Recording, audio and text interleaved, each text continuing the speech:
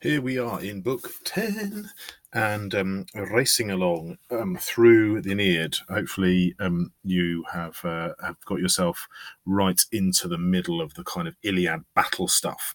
And here we are in the key events of book 10.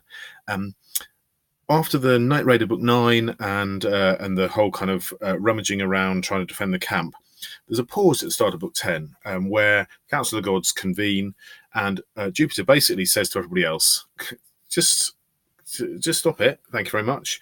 I'm actually not interested in fiddling around with all your little plans. This fighting can just carry on, and it can just run its course. He doesn't want any to intervene in any specific way. After the Council of the Gods, the Trojan camp is then besieged by Turnus the Rutulians, but is then relieved by Aeneas returning with Pallas and the Etruscan forces as reinforcements for the Trojans. As part of the battle then, Pallas goes out, starts fighting. Eventually he comes up against Turnus, and he's no match for Turnus, an experienced warrior. And Turnus kills him, which is kind of part of the war kind of thing.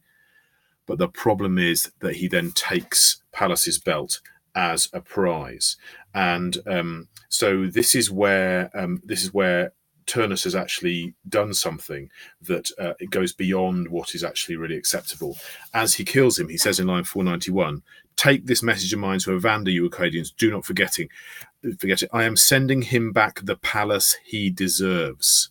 Whatever honour there is in a tomb and any comfort he finds in burying him, these I gladly give him. His hospitality to Aeneas will cost him dear."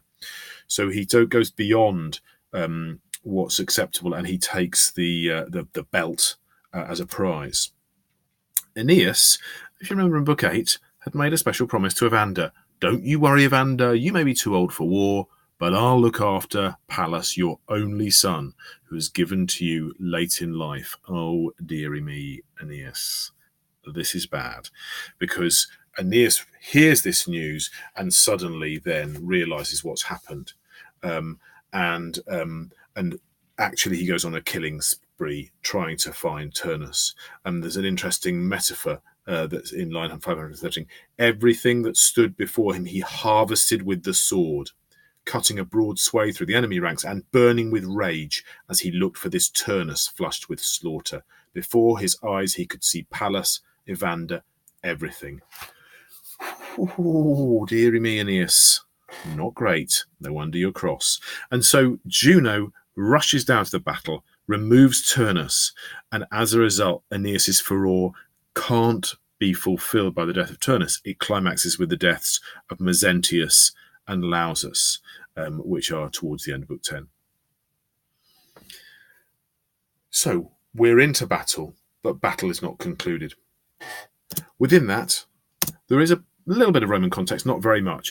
Jupiter makes a reference to a war that will come up in the future.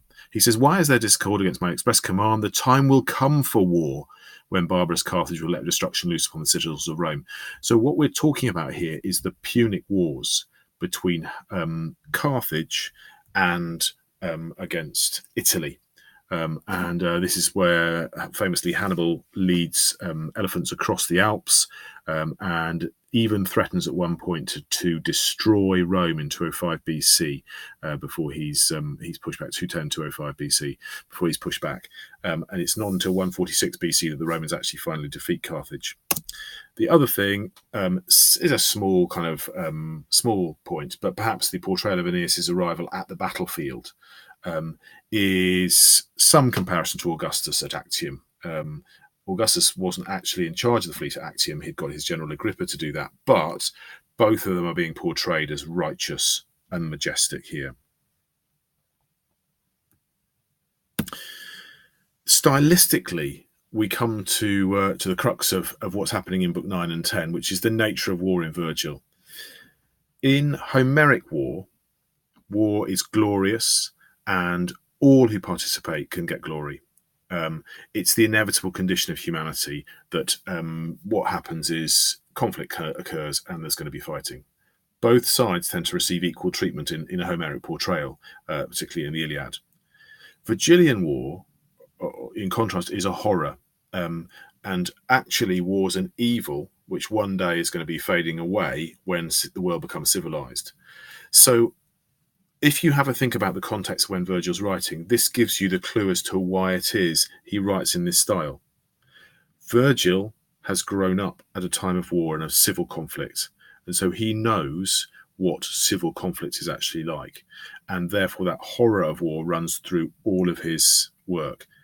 His description is horrific, but it's there and horrific because he wants you to understand that war is something that should be avoided. And then finally, character developments. You're going to see on your worksheet on the next page of the booklet Juno and Venus, and there's some further characterization of them. So you can pop your conclusions about them on here. The other thing is Aeneas. And it's very interesting, isn't it? Aeneas's behaviour in book 10, line 518 to 521, may pose some questions about Aeneas that you hadn't thought about before. Up to now, he's struggled with his duty, he's been the leader, he's been negotiating alliances, but listen to this bit.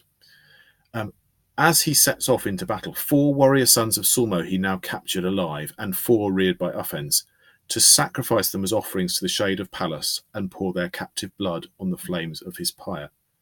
Sorry, hang on a minute. 4 of Sulmo, 4 of Ufens, to sacrifice them as offerings. So what Aeneas is doing here is he's taking captives who he's going to use as human sacrifice at Pallas's funeral. This maybe is a point about Aeneas which really asks you to reconsider quite what a man he is and what a leader he is. So there's your book 10. Hopefully that's helpful filling out the booklet.